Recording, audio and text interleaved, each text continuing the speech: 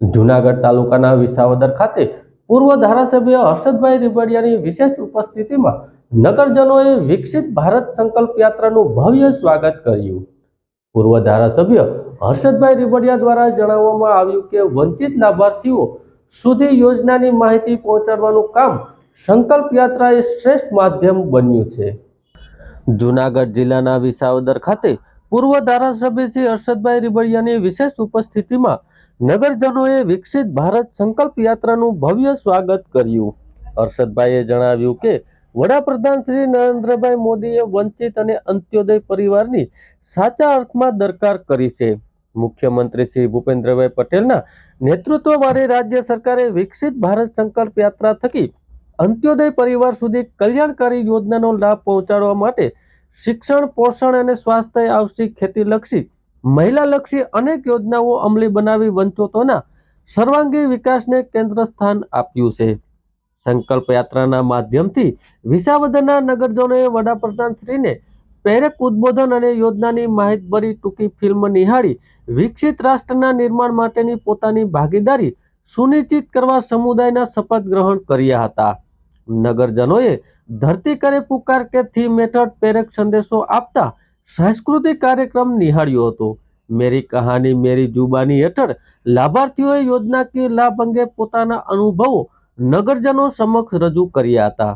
પંચાયતની સિદ્ધિઓ, લાભાર્થીઓ તેમજ ઉત્કૃષ્ટ કામગીરી બદલ મહિલા બાળકોને પ્રમાણપત્ર, સહાય અને સન્માનિત કરાયા હતા। આ પ્રસંગે અગ્રણી જસુભાઈ બસિયા, નાગજીભાઈ પરમાર, જયેન્દ્ર દાહિમા, નગરપાલિકા હાઈસ્કૂલના આચાર્ય પંકજ દાહિમા, પ્રેમપરાના માધ્યમિક શાળાના આચાર્ય પરમાર ભાવેશ, ગફારભાઈ, ગૌશિકભાઈ, ચીફ ઓફિસર રામભાઈ કટારા સહિત મહાનુભાવો ઉપસ્થિત રહ્યા હતા। સુરક્ષા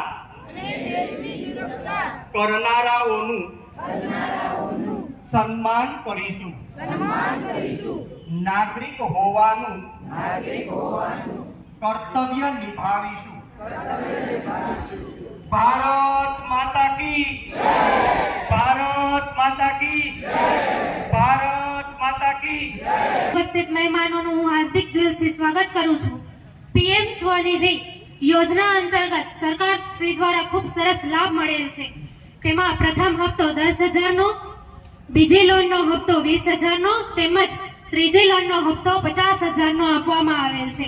સરકાર શ્રી દ્વારા આ સરળ હપ્તે સરળ વ્યાજ દ્વારા લોન આપવામાં આવેલ છે અને તેમનો ખૂબ જ સરસ આ યોજનામાં લાભથી અમે ખુશ છીએ। મારા પિતાશ્રીના નામે આવાસ યોજનામાં મારું મકાન પાસ થયેલ છે। મારે જ્યાં ખુલ્લો પ્લોટ પડે હતો ત્યાં મને આ લાભ મળે છે। આ યોજના બદલ પ્રધાનમંત્રીનો ખૂબ ખૂબ આભાર।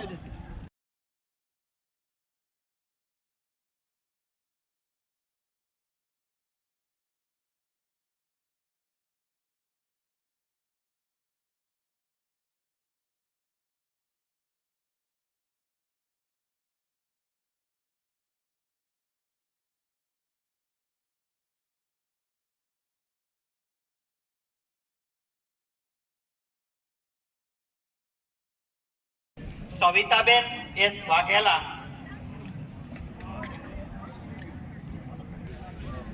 પહેલું સુખ તે જાતે નર્યા, પહેલું સુખ તે જાતે નર્યા। વાઘેલા, વિસાવદર। મારે આકસ્મિક એક સર્જરીનું એપેન્ડિક્સનું ઓપરેશન આવ્યું, એના માટે મેં આ કાર્ડનો લાભ લીધો છે અને મારે કોઈ પણ જાતનો ખર્ચ થયો નથી અને સરકારની આ યોજના બહુ જ ખૂબ જ પ્રશંસનીય છે। બસ જ અને દરેક ગરીબ માણસને આ યોજનાનો લાભ મળે છે અને દરેક લે છે।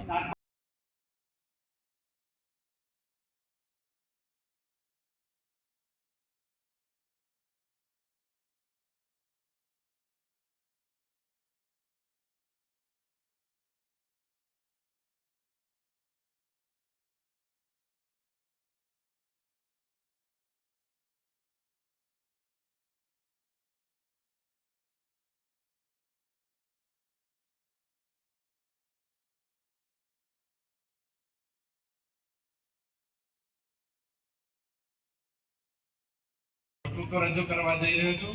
મારો વિષય છે સ્વસ્થ રાષ્ટ્ર મારું રાષ્ટ્ર।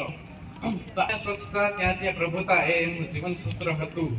પીએમ આપણા નરેન્દ્ર મોદી પણ કહે છે કે ગાંધીજીના ચશ્મા આજે પણ એ સ્વચ્છતાનું પ્રતીક છે અને આજે પણ એ ચશ્મા આપણી સ્વચ્છતા કેવી ફેલાવીએ છીએ એ જોઈ રહ્યા છે.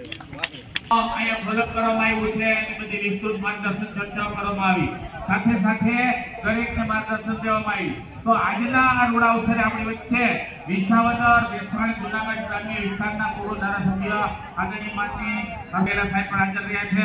એ રીતે વિસાવદર નગરપાલિકાના ચીફ ઓફિસર આદરણીય માનની કરમટા સાહેબ પણ આપણી વચ્ચે ઉપસ્થિત. મારા પરમ મિત્ર એવા અશ્વિનભાઈ વકાસિયા, અશ્વિનભાઈ પટેલ સાહેબ પણ ખાસ ઉપસ્થિત છે.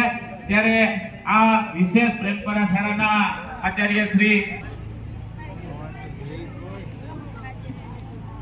गरीबी से बाहर निकले हैं 2014 में हमने सेवक की भावना से आपके सेवक की तरह काम करना शुरू किया.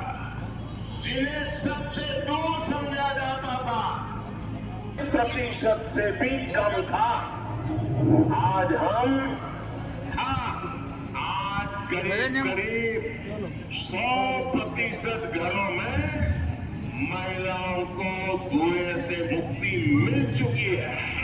पहले देश के सिर्फ 55% बच्चों को ही जीवन रक्षक टीके लग पाते थे. आज लगभग 100% बच्चों का पहुंच रहा है. मोदी ने समाज के वंचितों को अपनी प्राथमिकता बनाया, क्योंकि वो लोग हैं जिनके बीच में जिया